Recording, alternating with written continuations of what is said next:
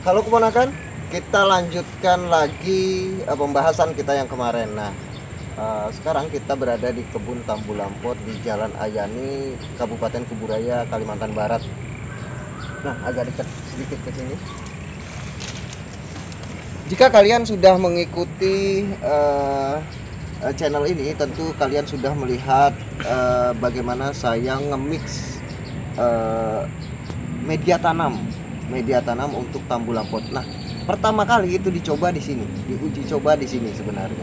Karena yang sebelumnya itu yang tanaman saya sudah 2 tahun lebih itu ada beberapa komposisi yang saya terapkan di sana. Dan kalau yang ini adalah satu komposisi, dalam artian sama seperti dengan yang video yang saya ini nih. Ini video ini sama persis dengan itu.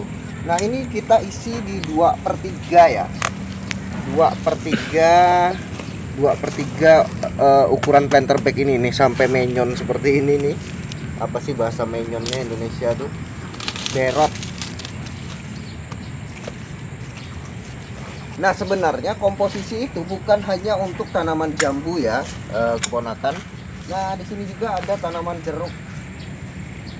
Nah, di sini ada tumpang sari nih. Nah, ini pasti alamnya seperti ini nih. Kepastian alamnya kita nggak usah mengambil satu contoh manusia ya. Kalau orang saja, misalkan dia numpang nih di tanaman intinya, si tuan rumah itu biasanya menderita. Malah lebih subur itu si yang numpang.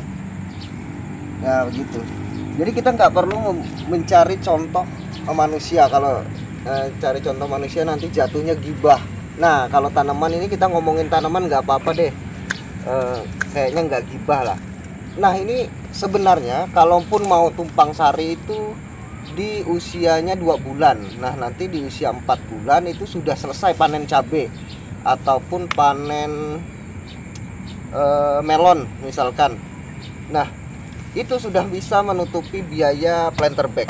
Nah, jika satu pohon dapatnya sekitar 1 kilo aja misalkan, nah itu kan juga sudah menutupi pembiayaan dari planter bag ataupun media tanam ataupun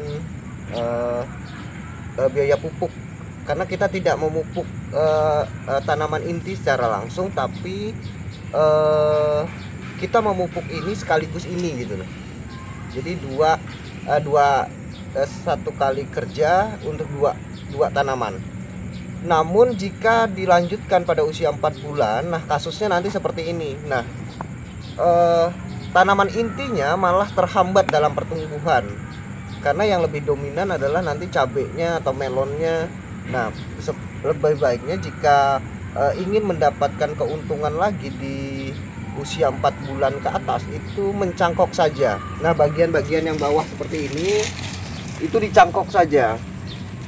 Nah, dia tidak akan menghambat tanaman. Namun ini kan bisa dijual, misalkan satu batangnya 30.000.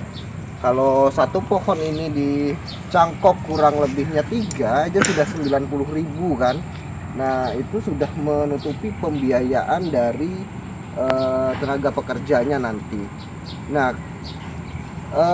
kembali lagi ke tanaman jeruk ini, karena ada tumpang sari ini, tanaman tumpang sarinya jauh lebih subur ketimbang tanaman intinya.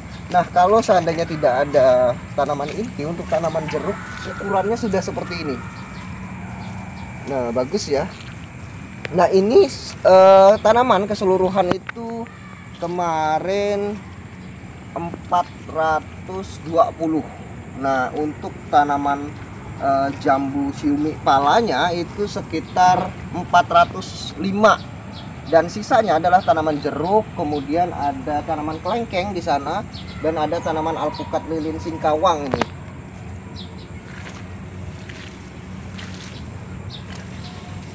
Nah, ini adalah tanaman alpukat lilin singkawang.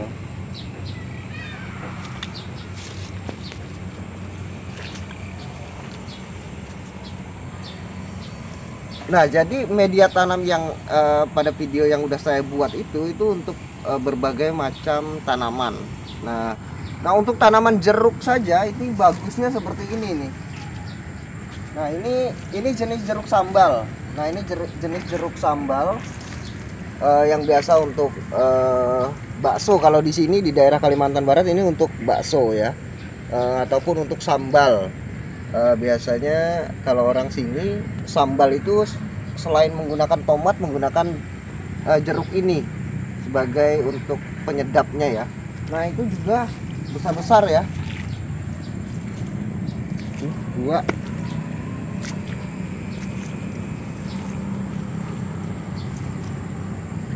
Dan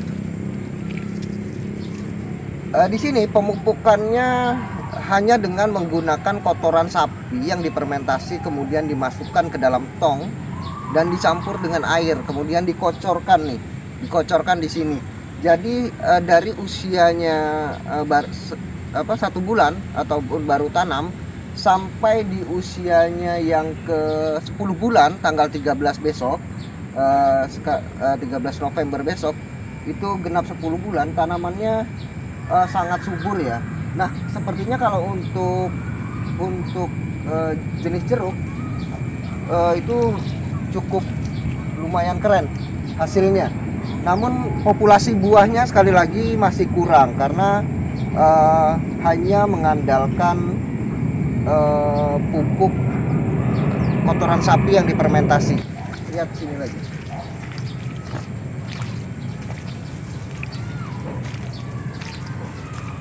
Di sini populasinya 400, tadi sudah saya sebutkan 420, jambu cimipalanya 405 batang. Keserempakan tumbuhnya itu kurang lebih 95%. Dan 5%-nya yang pertumbuhannya tidak serempak itu diakibatkan oleh terendam. Nah, coba kita lihat di sini.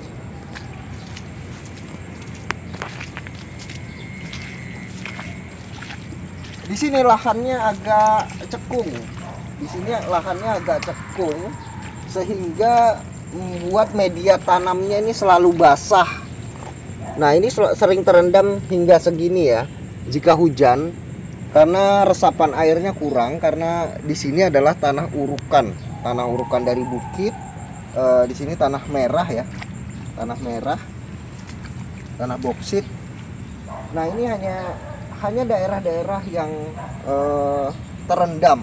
Namun jika tanaman itu tidak terendam, maka keserempakan tumbuhnya itu luar biasa sih, luar biasa. Hanya tinggal populasi buahnya saja digenjot.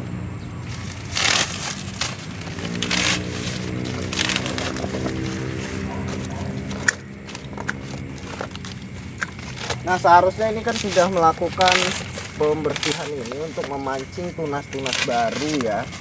Nah ini seperti ini seharusnya. Nah kalau seandainya ingin direbahkan ya ini direbahkan agar munculnya tunas-tunas baru. Nah kalau dibiarkan seperti ini maksudnya, nah itu populasi buahnya memang sedikit karena dia enggan cepat muncul tunas jika masih ada daun tuanya melekat di batang. Nah jika kita membuangnya seperti ini, nah, maka dia pasti keluar tunas jika kita melakukan pemupukan di pupuk berimbang seperti NPK 1616. Dan waktu juga sudah menunjukkan hampir maghrib ya. Jadi kita stop dulu, ikuti terus channel Pondok Paman Petani.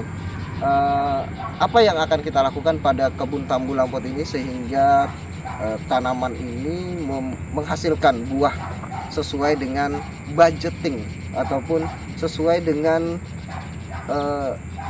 pengeluaran yang sudah kita keluarkan. Dan mungkin cukup itu saja yang bisa saya sampaikan. Terima kasih banyak sudah menyaksikan video ini. Salam buat keluarga Anda di rumah. Saya Adi Sulaksono. Sampai jumpa.